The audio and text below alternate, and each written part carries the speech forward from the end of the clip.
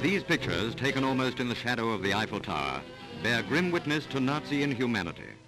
German bullets tearing their way through the bodies of helpless victims have cut these execution posts to shreds. In this disused rifle range, soundproofed to stifle screams, Gestapo men burned Parisians at the stake to extort information. See the handprints of those who tried to escape the flames, their eyes blindfolded with heavy bandages. A fallen rosary bears testimony to the faith of one who, steadfast under torture, refused to give information.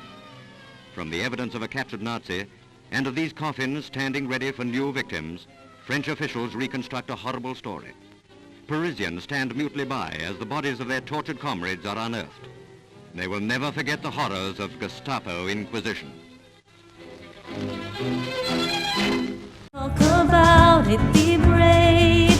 You should know your right. Hello everyone, welcome back to TINATALKS, where we talk about the rights of every human being. For today's video, we are going to talk about the Universal Declaration of Human Rights, freedom from torture. No one shall be subjected to torture or to cruel, inhuman, or degrading treatment or punishment. The United Nations Convention Against Torture, last 1987, defined the word torture by experiencing physical and mental pain and suffering. It is further elaborated in 1984 UN Convention Against Torture, which makes the absolute nature of the prohibition of torture crystal clear. No exceptional circumstances whatsoever, whether a state of war or a threat of war, internal political instability, or any other public emergency may be invoked as justification of torture, which only means that during the state of war from different countries, there shall be no torturing. Kaya naman after World War II ay nagkaroon na nga ng Universal Declaration of Human Rights because of the different torture methods happened. Japanese captors during World War II subjected Allied prisoners of war to brutal treatment, including forced labor, torture, and experimentation resulting in immense suffering and death. Unlike in past wars where both sides generally respected their enemies' captives, the Axis powers, particularly Imperial Japan, showed no mercy and ran a massive network of camps that committed horrific atrocities. The Sandakan death marches were particularly horrific, with only 6 Australian servicemen surviving out of thousands, enduring malnutrition, abuse, and eventual mass executions. The Japanese soldiers used hanging as an execution method, but instead of providing a quick death, they preferred to let people hang slowly and asphyxiate. Sometimes they even hanging them by unconventional body parts like the thumbs or tongue until they detach in a horrifying fashion.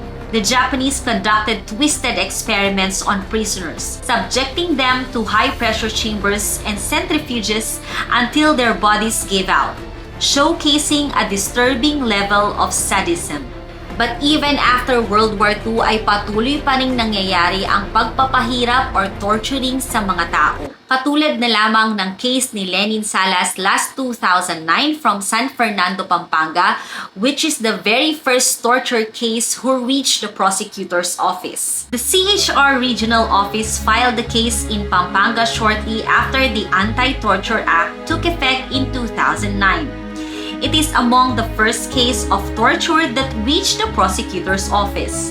The complainants are 5 political detainees who claim that they have been badly beaten and threatened with death by police captors whose names appeared on official records. The alleged torture and ill treatment was documented by forensic experts, and the visual marks was captured by a TV crew from Al Jazeera television visiting their detention facility. The complaint was filed on September 21, 2010 at the Office of the City Prosecutor of the City of San Fernando, Pampanga. The Office of City Prosecutor of the City of San Fernando, Pampanga issued resolutions dated July 21, 2011 and November 21, 2011 dismissing the complaint against respondents. As you can see, hindi lang torture yung kanilang na-experience, but also harassment, slavery, and other inhumane treatment that deprive their human rights. Don't you know that torture can also happen in digital era? Despite these conventional understandings, the proliferation of digital technology in our daily lives has shown that these abuses can happen remotely. Like what I've said earlier, torture was defined by experiencing both physical and mental pain or suffering. That's why torture can also happen kahit hindi ito physical na pangyayari for as long as you are experiencing mental suffering or pain. In other countries, they experience electronic harassment by using esoteric technology. Experiences often include hearing voices in their heads, calling them by name, often mocking them or others around them, as well as physical sensations like burning.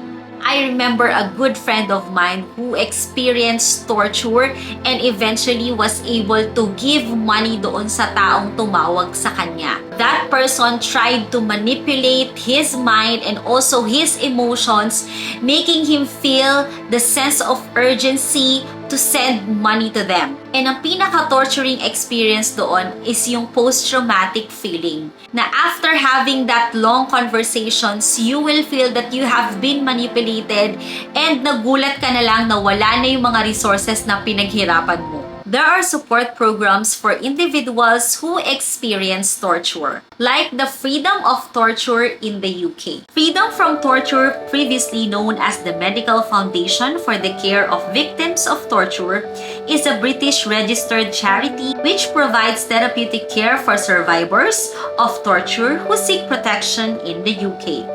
Since it was established in 1985, over 57,000 survivors of torture have been referred to the organization for help, and it is one of the world's largest torture treatment centers.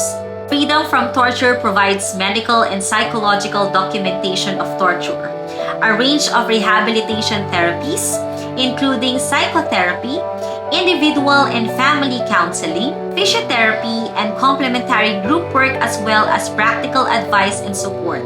It trains health, legal, and policy professionals throughout the UK to work with the complex needs and rights of torture survivors. A key area of Freedom from Torture's work is to advocate for torture survivors and to ensure states responsible for torture are held accountable. It works to guarantee the human rights of survivors nationally and internationally. There is also torture and ill treatment in the Philippines. This alternative report to the UN Human Rights Committee has been prepared jointly by Balay Rehabilitation Center, the International Rehabilitation Council for Torture Victims, and the Medical Action Group. Balay and MAG are national organizations from the Philippines who provide rehabilitation services to torture survivors and work to prevent and combat torture. Kaya naman mahalagang malaman ang karapatan natin bilang tao dahil ito ay makakatulong sa pandaigdigang kapayapaan. Kaya alamin mo ang iyong karapatan at maging mabuti sa iyong kapwa. You should know your rights.